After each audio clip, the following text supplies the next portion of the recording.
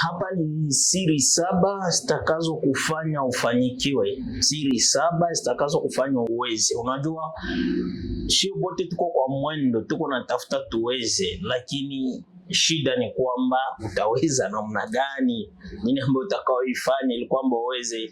Hapa ni siri 7. Kama kuna kitu ambacho Mkristo anapaswa kufanya kwa maisha ni kuweza.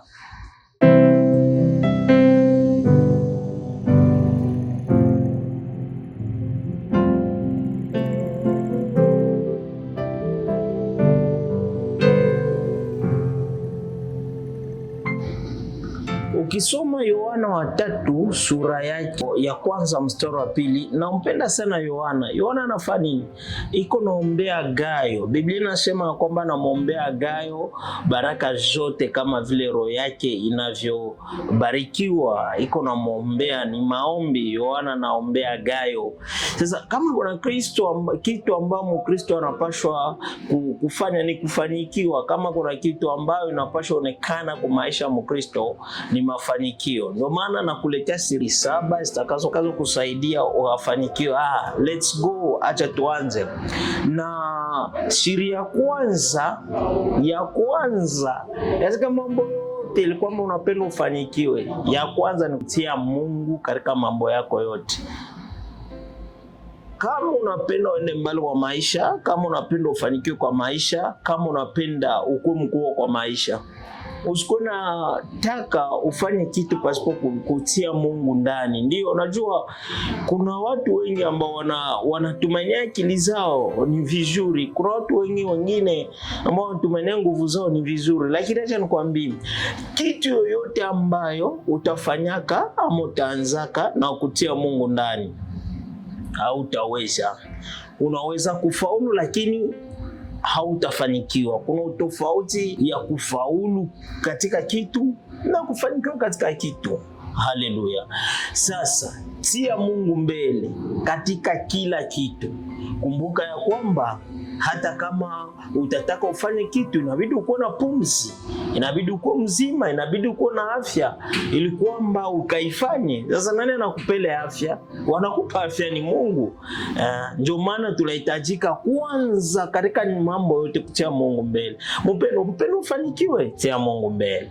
Kiana, ninajua kwamba teknolojia na menginepo, kizazi ambao tuko ndani ya 2000 haiwazi tena kutia Mungu mbele katika mambo yote. Wengine wanatumia akili zao, wengine nguvu zao.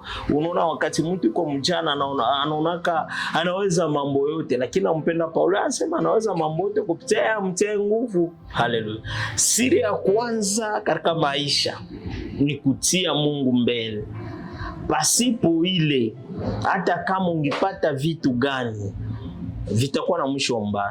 Ukishatia Mungu mbele katika jambo yote ambao unataka ufanye, siri ya pili ni yako sasa. Unaingia kwa kazi. Ni kukuwa na nidhamu na uthabiti.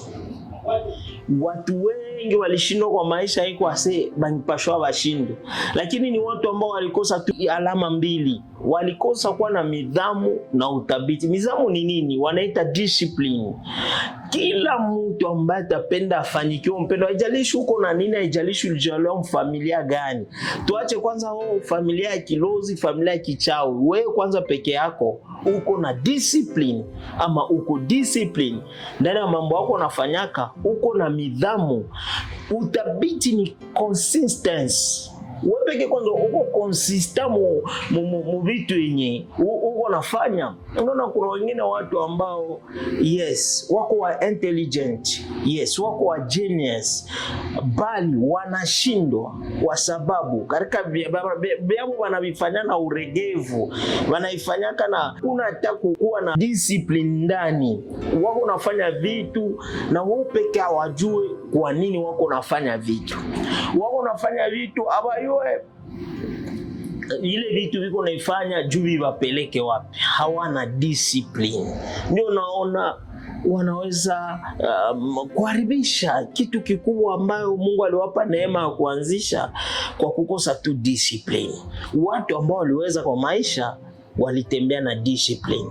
Muda mwingine dunia inaona mtu ambaye iko na discipline kama vile kiburi, lakini kuna video zangu ambazo niliongelea ile kuna tofauti kati ya kiburi na kukuwa na uthabiti, kujijua.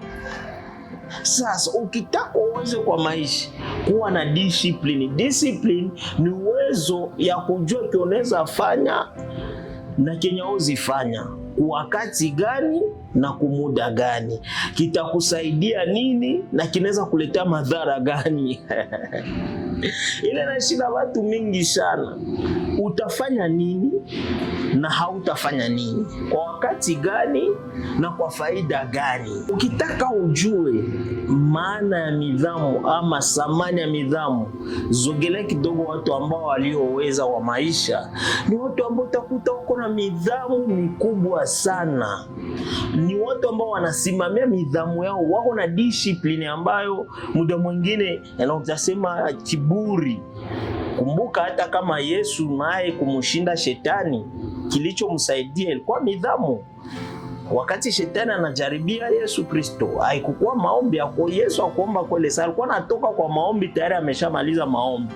Lakini kilichomsaidia ni nidhamu.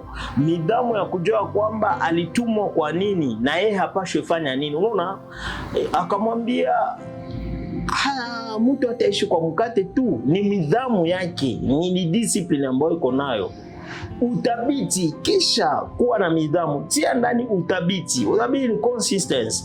Uthabiti ni uwezo ambao unaosaidia mtu kuendelea hata kama kuna mahali alikuwa, kuendelea hata kama kuna mahali alishindwa, kujitia nguvu hata kama kuna nafasi kulitaka kumtie chini, kusimama hata kama kuna nafasi alianguka. Uthabiti, consistency, itakusaidia kujua hata kama nimeshindwa saizi, kulingana tu na gizi siafikia kwa jambo ambayo niko nataka nipate, sitaachilia bado.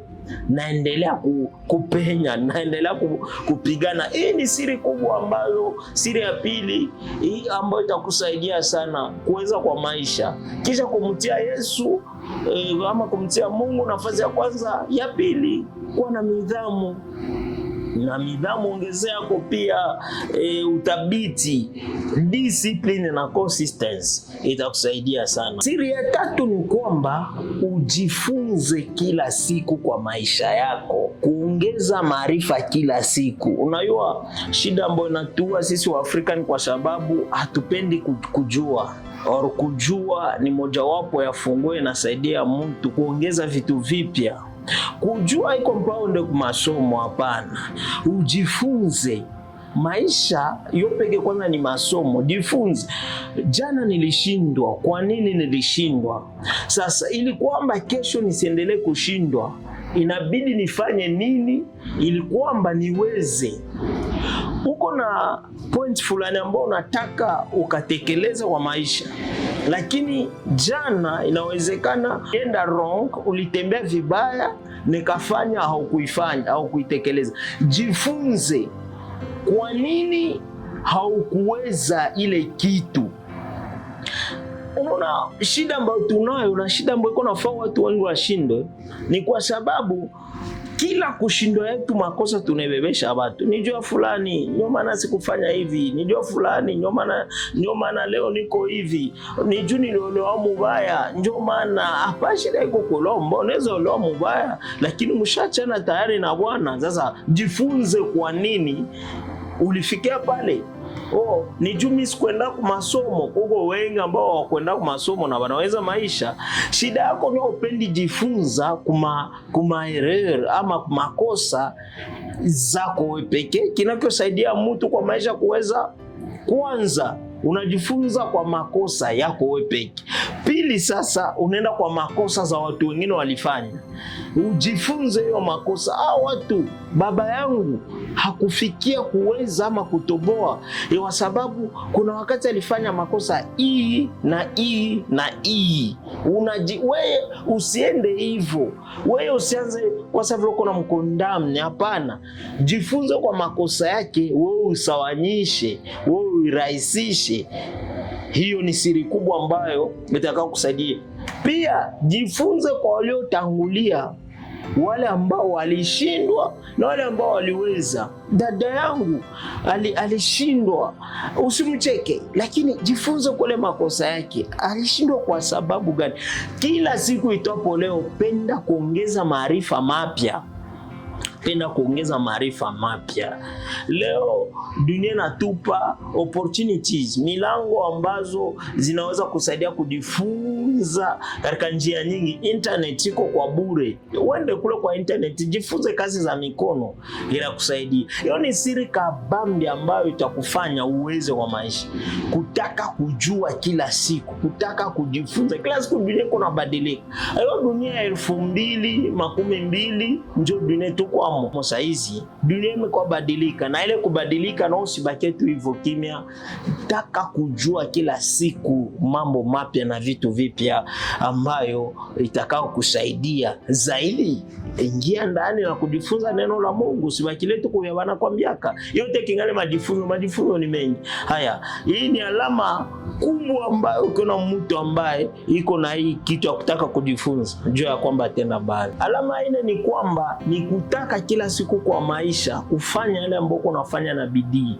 Kama ni kazi, unaona hii kazi yangu niko naifanya kesho juu niko bilionia, fanya kwa bidii, usifanye tu ya plaisanterie. Kama ni shida, unaona shida tunayo ni kwamba tunapenda tufike fasi fulani, lakini hatukamate njia ambazo kwa serious, njia ambazo zitatufikisha pale fasi fulani. Siri kubwa ya ine ambayo itakusaidia kuweza ni kufanya vile uko unafanya na bidii. Wengine wacheke, wajua tu yenye uko amo. Usitarajie kwanza malipo ya jambo ambayo, ya kazi ambayo uko unafanya.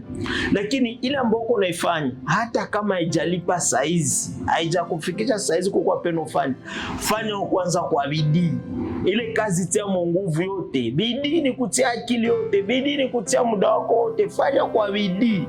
Bidii itakufanya kwamba kesho ufike mahali kwa pendo ufike. Na ukifanya kwa uregevu, utafika namna gani?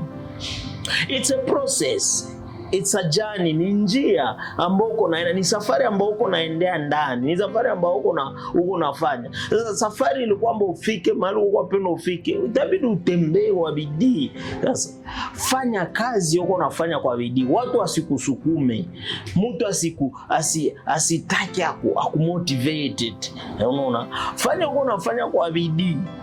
Bidii yako isitokane na yale ambayo uko unaona wengine wanafanya, fulani aliresire, acha na mimi nifanye juu nionekane resire. Hapana, lakini bidii yako itokane kwanza na kwenye vile unapenda ukue. Kesho unapenda nikue hivi, kesho unapenda niishi hivi, kesho unapenda nifanye hiki. Ile ndio ikumotivated. Ukitafanya kwa bidii, usiangalie kudroit wako nafanya nini, kumkono wa kulia wako nafanya nini, kumkono ya kushoto wako nafanya nini, lakini wewe fanya kwanza yako kwa bidii. Usiangalie fulani kwa fanya hivi, fulani kwa fanya hivi. Hiyo ni siri ya kabambi sana. Kwa watu wengi ambao walishindwa, walikuwa na makazi, walishindwa, walikuwa na opportunities, walishindwa, walikuwa na wazazi wameshapatele neema wasome, walishindwa, walikuwa na mafasi zenye wangilikalaka na banajidevelop pale na banafanya maisha, lakini wakakosa tu kitu moja, bidii. Chote ambacho uko unafanya, ukifanya kwa bidii. Hii ni siri kubwa sana kufanya kesho uweze. Alama ya 5 ambayo itakuwa kusaidia kuweza ni kuweka akiba, ambayo nashinda wana Afrika sana. Kujua kufanya akiba na kujua namna kuinvest. Akiba ni nini? Akiba ni pato ambao mtu anawekaka juu ya kesho, ama pato ambao mtu anawekaka juu ya kufanya mambo mengine kesho. Shida ambayo tunayo sisi wa Afrika ni kwa sababu yote ambayo tunayoyapata tunaitumia na tunaikula pale pale, kusema ya kesho Mungu anajua. Hiyo ule Mungu anasema anajua ya kesho, ndio alisema tujifunze kwa siafu. Jua kufanya akiba. Usipende kesho ukuwe mtu mkubwa na ujue kufanya akiba. Kuna aina nyingi sana za akiba. Mtu anaweza fanya akiba ya pesa, mtu anaweza fanya akiba ya mali, mtu anaweza fanya akiba ya investment. Jua kufanya akiba. Usikuwe mtu wenye unaona mtu mdogo wanamjuaka, wakati unamupa responsibilities ya kitu, unamwambia hiyo kitu wewe ndio utatugawanyia namna gisi leo mwezi mzima tutakula. Unakemkuta kulingana na gisi hajue namna gisi ya kumanage na hajue gisi namna kufanya akiba. Pesa ambazo mwingine anawezaka kumanage nyumba kwa mwezi yana zinaisha kuposha. Jua kufanya akiba. Usipate $100,000 na upende yote uikule kule ile lesele sana. Utamwona mtu kwa account bank yake hakuna ta $2,000 lakini iko na iPhone ya $700. Huyo msahau kama kesho unaweza muona mkubwa, kwa sababu mtu ambaye atakuwa mkubwa tunamuonaka namna jinsi anamanyaji vitu vidogo vidogo. Wewe kijana ambaye unapenda uze coat suit ya $300 na kuangalia mtae yako uko nayo leo, jua kufanya akiba, jua kuweka kidogo kidogo. Usipende kesho hautalala la Mungu unafika ku milioni na kuanzia ku 1. Haiwezekani. Upendo kwa mkubwa ama uweze, jua kufanya akiba, jua kufanya akiba. Jitahidi, jifunze kufanya akiba. Kila sita ambayo itakusaidia kwamba uweze na kesho kwa mkubwa, jizungushe na watu ambao wanapenda kazi, kisha watu ambao wanawaza vizuri, kwa mwisho watu ambao wako mwa ile hamu ya kuweza. Basi wewe ulioko unapenda kesho ukue mkubwa, lakini uko unajizungusha na watu ambao wanalala usiku, hawapendi jifunza. Make wanalala usiku, asubuhi wanalamuka banakula. Kama mama alipata angalau, mkuu alipata angalau, wanashindia, wako nachezea magame, hakuna siku utakuwa mkubwa. Kumiaka mboko nayo 20 years, 19, 18, lakini unaweza kubali tu ubaki tu kunyumba, ubaki uko nalala. Watu wengi leo wako najifunza kwa mtandao. Watu ule warafiki wako wote ni walevi, warafiki wako wote ni waendaji wa mabwati, na wale wote ambao ni walevi hawana makazi muhimu, hawana maisha muhimu, lakini ndio watu ambao unajizungusa nao. Ndugu yangu, acha nikwambia kwamba majira ambao mtu anaishi ndani na watu ambao mtu iko nao wanakuwa na influence sana kwa maisha yake. Ndio maana Biblia inasema kwamba warafiki wabaya wanaharibisha tabia nzuri.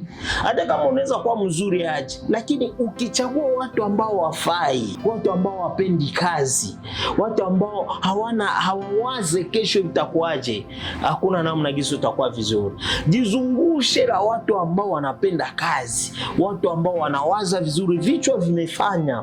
Hata kama saizi haonekana kuwa na kitu pato fulani, lakini katika vichwa wana vitu, wana pato. Siri ya 7 ilikuwa kesho kuwa mkuu ufanikiwe, wewe jua tu kuheshimu watu. Haujui yule ambaye kesho atakaye kuconnect. Jua kuheshimu watu. Haujui yule ambaye kesho anaweza kusaidia. Hiyo ni siri kubwa ambayo inashinda watu wengi. Haijalishi saizi anafanana aje, lakini haujui kesho yake. Saizi anaweza kuwa anafanana hafai, lakini heshimu tu hai. Kwa sababu saizi anaweza kuwa hafai, lakini kesho atafaa. Saizi anaweza kuwa hana maana kwako, lakini kesho atakuwa maana. Jua tu kuheshimu watu ni ya maana. Haijalishi ni warefu ni wafupi, ni hana kitu alitokea huko, wewe tujua kuheshimu watu. Ukijua kuheshimu watu pia ni siri kubwa ambayo yawasaidia mtu, kwa sababu Mungu kuinua watu anapitia nyomo watu wengine. Mungu atatoka mbinguni akikubariki, lakini Mungu hupitia watu mpendwa. Ndio heshimia tu watu. jua heshimia watu, pia jua saidia watu. Jua saidia watu pasipo kutarajia hata kitu kwao, wasaidie tu watu. Hiyo ni siri kubwa ambayo inakufanya ukuwe mkubwa kesho. Jua Mungu akishaona uko na roho kusaidia watu, usaidia wawili leo, atajitahidi akupe mingi ili kwamba usaidie watatu kesho, na wanne na watano na milioni. Jua kusaidia watu, heshimia watu, na siri kubwa sana itakufanya kuwa mkubwa. Basi subscribe, comment na like.